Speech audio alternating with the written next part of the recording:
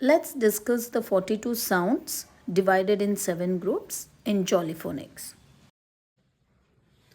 So let's begin. Group 1. A, T, E, M.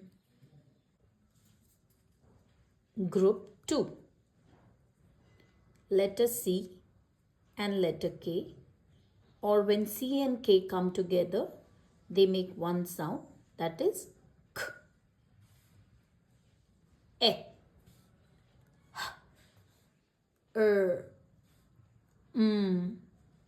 D. Group 3. G, O, U, B. Group 4. Group 4 has got the most of the long vowels, where two vowels come together.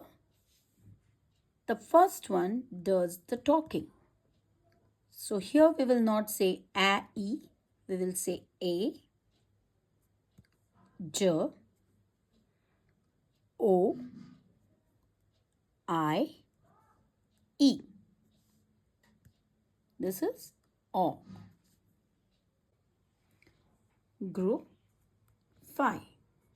Z, w, m, v, u, oo. Group 6.